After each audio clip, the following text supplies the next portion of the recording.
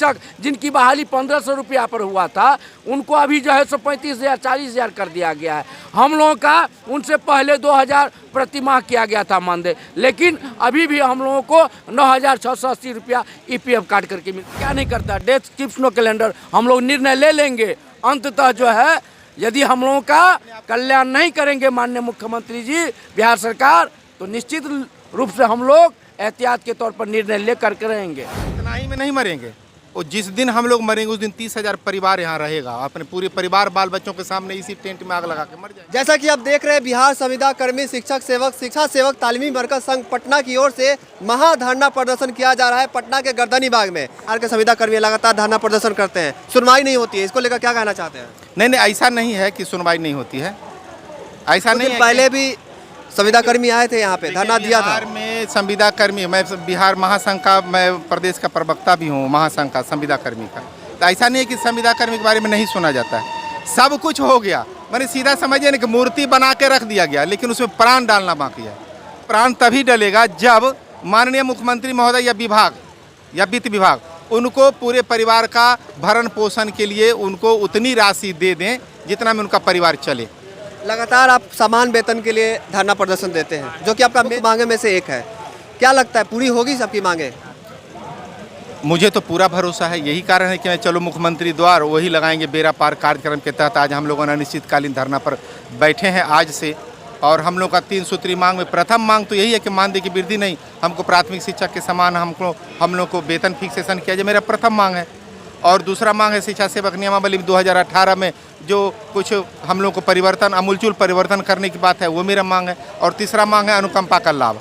तो मैं समझता हूँ कि सरकार हमारी बातों को यदि उन तक कान तक पहुँचेगा तो हमारी बातों को जरूर समझेंगे।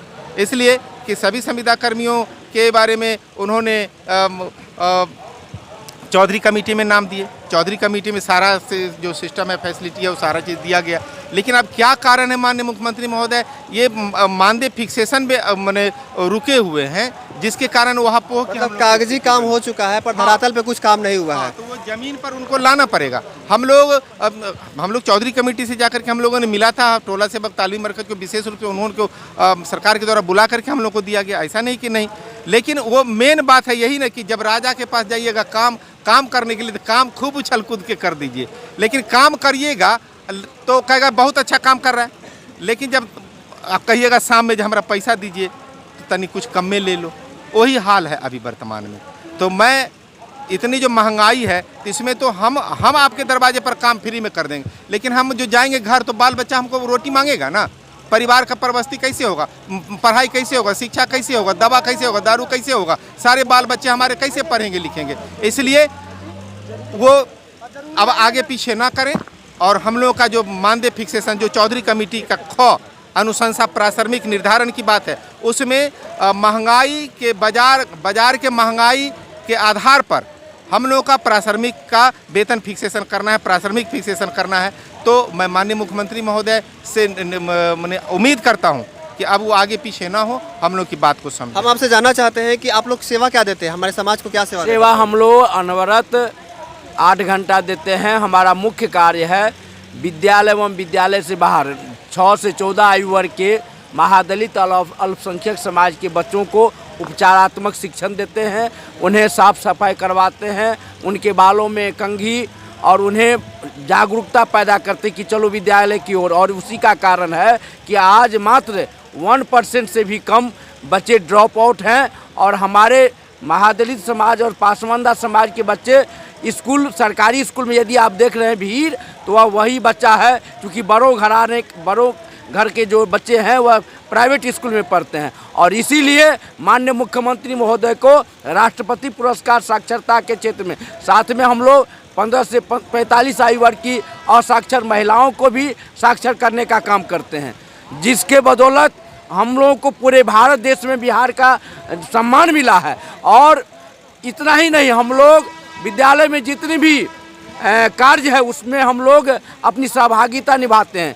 साथ में बीएलओ का कार्य हो, निर्वाचन का कार्य हो, विक्षण का कार्य हो, जल जीवन हरियाली का कार्य हो, दहेज उन्मूलन का कार्य हो, शराबबंदी का कार्य हो। शराबबंदी में हमारे कई लोगों को मार दिया गया है शराबी ठेकेदारों के माध्यम से।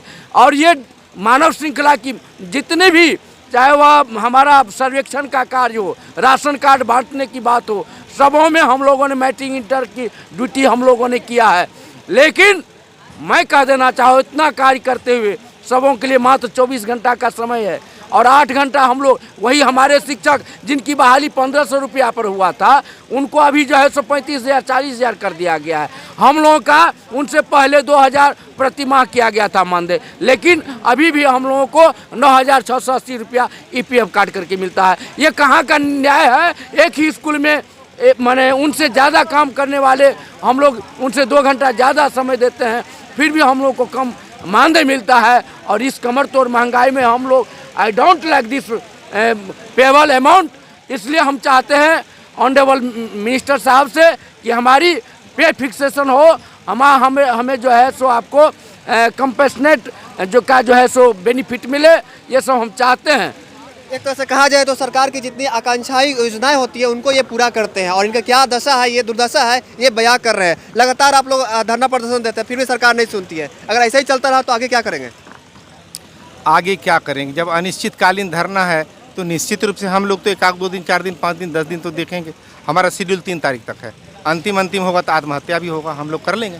मरता क्या नहीं करता? जी मारेंगे प्रकार के जी बिल्कुल, मरता क्या नहीं करता, डेथ कीप्स नो कैलेंडर। हम लोग निर्णय ले लेंगे अंततः जो है, यदि हम लोगों का कल्याण नहीं करेंगे माननीय मुख्यमंत्री जी, बिहार सरकार, तो निश्चित रूप से हम लोग एहतियात के तौर पर निर्णय लेकर के रहेंगे। और इतना ही में नहीं मरेंगे, और जिस दिन हम लोग मरेंगे उस दिन 30,000 परिवार यहाँ रहेगा, अपने पूरे परिवार बाल बच्चों के सामने इसी टेंट में आग लगा के मर जाएंगे। जी हाँ, देख सकते हैं पटना के गर्दनी बाग में बिहार संविदा कर्मी शिक्षक सेवक का क्या हाल है, क्या दुर्दशा है। सरकार की जितनी आकांक्षाई योजनाएं होती है उनको ये पूरा करते हैं, जमीनी जो कार्य होता है ये पूरा करते हैं, समाज को सेवा देते हैं, पर इनका ख्याल कौन रख रहा है, इनका दशा क्या है, आप देख सकते हैं।